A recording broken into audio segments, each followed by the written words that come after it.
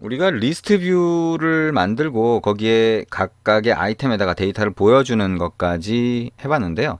이 아이템에 보여주는 글자가 단순히 텍스트 뷰 하나만 보여지는 경우는 사실 실제로 별로 없습니다. 무슨 얘기냐면 각각의 아이템이 글자 두 개를 보여줄 수도 있고 이미지까지 보여줄 수도 있고 이런 형태가 일반적이죠. 전화번호부를 보더라도 자 이미지도 있고 글자가 여러 줄로 막 돼 있고 그게 하나의 아이템인 거예요. 그래서 한 아이템의 여러 데이터를 보여주는 경우가 실제로 굉장히 많다. 그럼 그건 어떻게 하냐? 라고 하는 게 지금 이 섹션에서 할 내용입니다. 자, 각 아이템에 만약에 두 개의 글자가 필요하다라고 하는 경우를 생각을 해본다면, 자, 이 각각의 아이템이 필요한 대로 배치가 먼저 돼야 될 거예요. 그쵸? 배치가 돼야 됩니다.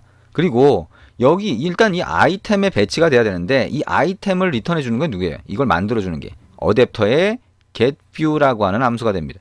그 안에서 우리가 텍스트뷰를 만들어 줬으니까 텍스트뷰가 보인 거예요. 그러면 여기에 텍스트뷰가 아니라 이런 모양을 만들어 주면 되겠죠. 이런 모양은 어떻게 만들어요? 레이아웃으로 만들 수 있죠. 리니어 레이아웃을 만들고 거기에 텍스트뷰 두 개를 집어넣은 다음에 리턴을 해주면 어떻게 돼요? 그게 그대로 보이게 되는 겁니다. 그래서 자, 이런 형태로 해서 레이아웃을 만든 다음에 리턴을 해주면 된다라고 생각을 하면 되겠죠. 자, 그걸 한번 만들어 봅니다. 자, 각각의 아이템에다가 자, 우리가 하려는 건 뭐예요? 각각의 아이템에다가 두 개의 데이터를 보여주고 싶은 거예요. 근데 각각의 아이템에 보이는 뷰는 누가 만들어요? 어제부터 getView가 만드는 겁니다. 여기서 텍스트뷰가 아니라 리니어 레이아웃을 만들고 텍스트뷰 두 개를 리니어 레이아웃 추가한 다음에 리니어 레이아웃을 리턴해주면 된다는 거죠. 근데 네임스 이름 말고 나이 값 또는 전화번호도 있으니까 자 여기다가 데이터를 이렇게 해주면 되죠. 자 스트링 배열로 자 여기다가 뭐라고 할까요? 모바일 ages라고 할까요? ages 나이라고 하는 거를 집어넣고요. 나이가 자, 20 자, 문자열로 일단 할까요? 20 소녀시대는 20살 예를 들면 자 이런 식으로 나이를 집어넣을 수가 있을 거예요. 그렇죠? 자, 이렇게 해서 5개 똑같은 개수를 넣은 ages라고 하는 배열을 하나 만든다. 그죠?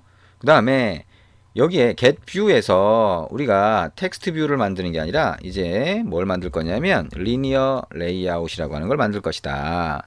라고 하는 겁니다. 그래서 linear layout이라고 하는 걸 가지고 자, layout equal new linear layout 이렇게 하고 여기다가 get application context 마찬가지로 넣어주겠죠. 그 다음에 linear layout이라고 하는 거는요. linear layout이라고 하는 거는 .set orientation 방향 속성이 기본적으로 있어야 되잖아요.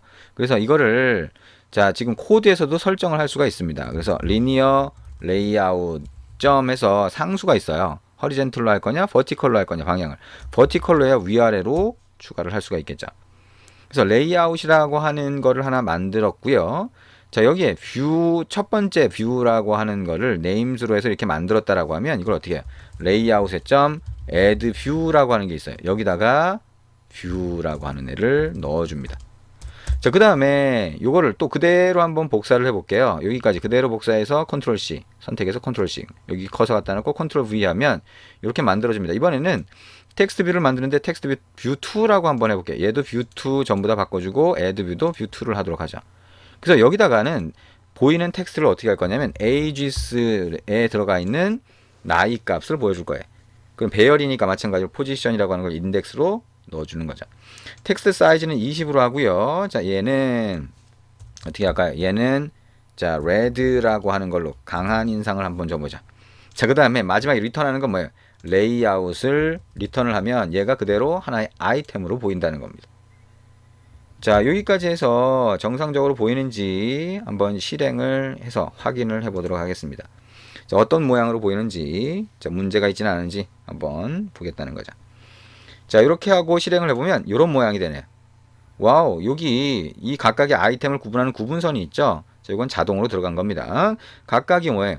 글자와 사람 이름과 나이로 이렇게 구성된 겁니다. 요거는 뭐예요? 리니어 레이아웃이라고 하는 걸로 되어 있는 거죠. 자, 그러면 텍스트가 하나가 아니라 자, 두 개가 들어간 거를 이제 여러분이 만들 수 있게 됐다라고 생각을 할 수가 있겠네요. 자, 이렇게 아이템이 여러 개 들어간 게 필요하다라고 하는 거 꼭 생각을 하셔야 됩니다. 자, 근데 자, 여기서 끝나는 건 아니고요. 자, 여기 이제 문제가 뭐냐. 자, 여기까지 한 걸 가지고 보면 여기서 문제가 좀 생겨요. 자, 문제가 뭐냐?